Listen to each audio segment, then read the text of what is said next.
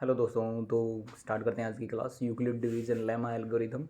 हमारी जो पहली क्लास है उसकी आप उसको जाके देख सकते हैं, लिंक इसका डिस्क्रिप्शन में है। ओके, ये स्टार्टिंग है क्लास 10th के।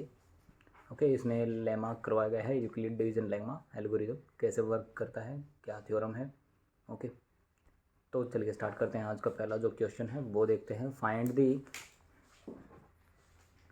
The HCF of 135 and 225। तो इसका एचसीएफ निकालना है हमें।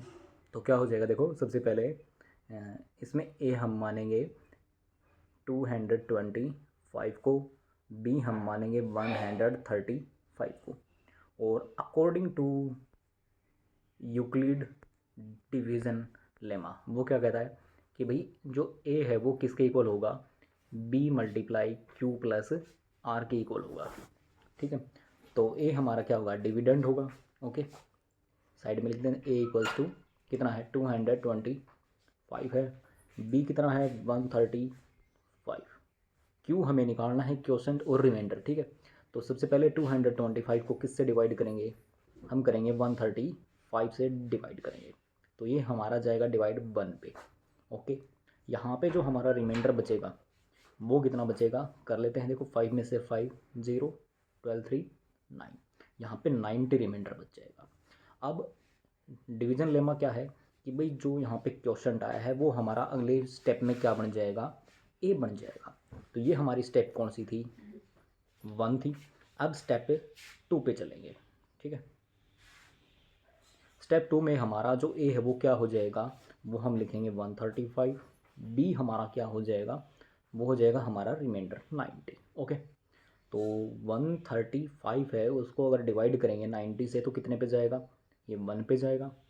ओके, यहाँ से हमारा जो रिमाइंडर है वो कितना बचेगा भाई, वो बचेगा 45। अब चलते हैं देखते हैं साइड में। ओके, 45 जो हमारा रिमाइंडर बच गया। अब आगे चल के हम चलेंगे स्टेप 3 पे। स्टेप 3 में क्या है कि जो ए है वो हमारा क्या बन जाएगा, इस बार 90 बन जाएगा, और जो बी है वो हमारा क्या बन जाएगा 45। ओके, तो यहाँ पे हमारा 90 इक्वल्स टू क्या हो जाएगा भाई, क्यू की जगह क्या आएगा 45, और 45 की ये 2 से डिवाइड हो जाएगा, और रिमाइंडर हमारा इस कंडीशन में क्या बच जाएगा 0। ठीक है, तो जहाँ पे रिमाइंडर 0 आ जाए तो यहाँ पे जो b की वैल्यू होगी वहीं क्या होगा, हमारा HCF होगा। तो HCF इस कंडीशन में क्या आ जाएगा, किसका 135 का और 225 का, वो आ जाएगा 45। ओके, चलते हैं अगले क्वेश्चन के ऊपर कि find the HCF of 867 and 225। तो इसमें हम फिर से लिखेंगे according to Euclid division lemma. A equals to मान लेंगे 867 और बी हम मानेंगे 255। ओके, अब इसमें डिवाइड करेंगे तो यूक्लिड डिवीजन लेमा लिख लेते हैं कि B multiply Q plus R होगा। तो ठीक है, तो स्टार्ट करते हैं हमारी पहली स्टेप। स्टेप 1 वो क्या हो जाएगी भाई कि 861 है, वो हमारा क्या हो जाएगा, ये इक्वल हो जाएगा 255 के। अब ऊपर देखना ये कितने पे डिवाइड करेगा, तो ये डिवाइड करेगा हमारा 3 पे। ठीक है, यहाँ पे डिवाइड करने के बाद हमारा जो रिमाइंडर बचेगा वो बचेगा 102। ठीक है, तो ये हमारी स्टेप कौन सी थी, फर्स्ट थी। अब चलते हैं स्टेप 2 पे। स्टेप 2 में जो ए की वैल्यू है वो कितनी हो जाएगी 255, और जो रिमाइंडर है वो हमारा क्या बन जाएगा भाई, बी बन जाएगा। ओके, तो 255 को हम क्या लिखेंगे, ये हो जाएगा 102। तो अब ये कितने पे डिवाइड हो जाएगा भाई, ये 2 पे डिवाइड हो जाएगा, और जो हमारा रिमाइंडर बचेगा माइनस करेंगे तब हम ए में से बी को, तो कितना बचेगा 51। ओके, तो ये हमारा स्टेप 2 था। अब स्टेप 3 के ऊपर चलते हैं। ओके, स्टेप 3 हमारा क्या है कि जो ए है वो हमारा इस बार क्या बढ़ जाएगा 102 बन जाएगा, और बी की वैल्यू कितनी हो जाएगी 51 हो जाएगी। ओके, तो 102 हम लिखेंगे। ओके, और ये आप सभी को पता है कि 51 मल्टीप्लाई में 2 कर देंगे तो रिमाइंडर हमारा कितना बचेगा, 0 बचेगा। यहाँ से हम क्या कह सकते हैं कि जो हमारा HCF है वो कितना आ जाएगा भाई, 51 आ जाएगा। तो HCF हम लिखेंगे HCF ऑफ 861 और 255, वो हमारा कितना आ गया, 51 आ गया। ओके, अब चलते हैं नेक्स्ट क्वेश्चन की तरफ। वो क्या है, find the HCF of 4052 and 12576। इसमें भी यूक्लिड डिवीजन लेमा यूज करनी है। तो क्या हो जाएगा भाई, इसमें सबसे पहले हम क्या लिखेंगे, according to Euclid division lemma. तो वो हमारा क्या हो जाएगा कि A equals to B Q, B multiply Q लिख लेते हैं, B multiply Q plus R. Okay, तो ए हमारा इस बार क्या हो जाएगा, 12576 हो जाएगा।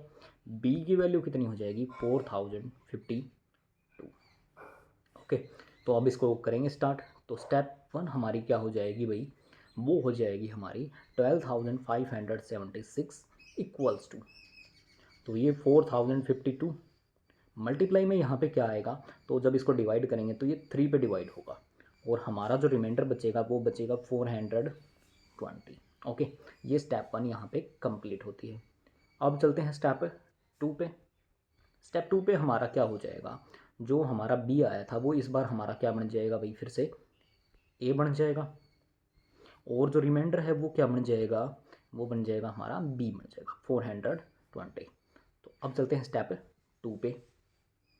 ओके, तो इसमें क्या हो जाएगा, फिर से A equals to B Q plus R करेंगे तो 4052 इक्वल्स टू, तो ये हमारा कितने पे डिवाइड होगा, 420, तो ये डिवाइड हो जाएगा 9 पे और इसमें हमारा जो रिमाइंडर बचेगा वो बचेगा 272। ओके, तो ये स्टेप 2 कंप्लीट होती है यहाँ पे। स्टेप 3 हमारा क्या है कि A इक्वल्स टू क्या हो जाएगा हमारा, इस बार 420 होगा और B की वैल्यू कितनी हो जाएगी, 272। ओके, तो फिर से डिवीजन लेमा लगाएंगे तो क्या हो जाएगा, 420 इक्वल्स टू, तो यहाँ पे मल्टीप्लाई में क्या हो जाएगा 272 और यहाँ पे क्या आएगा, ये 1 पे डिवाइड होगा। ओके, यहाँ पे रिमाइंडर कितना बचेगा, 148 बचेगा। ओके, अब इसमें आगे क्या करना है, ये स्टेप 3 हमारी यहाँ पे कंप्लीट होती है। अब चलेंगे स्टेप 4 पे। स्टेप 4 में हमारा ए क्या हो जाएगा, वो हो जाएगा 272 हो जाएगा, क्योंकि जो क्वेश्चन आता है वही हमारा क्या बन जाएगा अगले में, ए सॉरी जो बी है वो ए बन जाएगा और रिमाइंडर है वो क्या बन जाएगा, बी बन जाएगा। ठीक है, तो अब इसको डिवाइड करेंगे 272 इक्वल्स टू, तो ये कितने पे जाएगा, फिर से 1 पे जाएगा 148 और यहाँ पे ये रिमाइंडर कितना बचेगा, 24 बच जाएगा। ओके, चलते हैं अब स्टेप 5 के ऊपर। इसमें भी हमारा क्या हो जाएगा, ए की वैल्यू है वो कितनी हो जाएगी, 148 हो जाएगी और बी की वैल्यू कितनी हो जाएगी, 24। तो 148 को हम क्या लिखेंगे, तो 1 मल्टीप्लाई, तो ये कितने पे जाएगा, 5 पे चला जाएगा, 24 5 जा क्या होता है 100,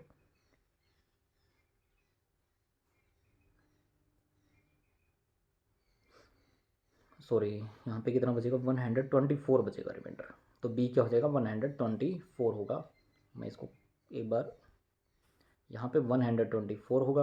ओके, तो 124 ये 1 पे जाएगा। ओके, तो हमारा जो रिमाइंडर है वो कितना बचेगा, वो बचेगा यहाँ पे 24 बचेगा। Okay, step 5। अब चलते हैं स्टेप 6 के ऊपर। स्टेप 6 में क्या है, जो ए है वो हमारा क्या हो जाएगा, इस बार 124 हो जाएगा और बी की वैल्यू कितनी हो जाएगी, 24 हो जाएगी जब इसको डिवाइड करेंगे तब। ओके, तो करते हैं 124 इक्वल्स टू, ये हो जाएगा हमारे पास मल्टीप्लाई में 24, ये जाएगा हमारा 5 पे और यहाँ पे रिमाइंडर कितना बचेगा, 4 बचेगा। ओके, तो स्टेप 6 यहाँ पे कंप्लीट होती है। अब चलते हैं स्टेप 7 पे। स्टेप 7 में क्या है हमारा, ए इक्वल्स टू कितना हो जाएगा, 24 और बी की वैल्यू कितनी हो जाएगी, 4। तो 24 इक्वल्स टू क्या हो जाएगा भैया, 4 मल्टीप्लाई 6 और रिमाइंडर कितना बच जाएगा, 0। तो इस कंडीशन में हमारा जो HCF है वो कितना आ जाएगा, किस किस का, 12,576 और 4,052 का, तो इसका जो रिमाइंडर है वो आ जाएगा 4। ठीक है, तो मैं इसका जूम करके दिखा देता हूँ दोबारा से कितना हमारा सॉल्यूशन हुआ है। ओके, तो ये इसका सॉल्यूशन है। ठीक है, मिलते हैं अगले वीडियो में। धन्यवाद।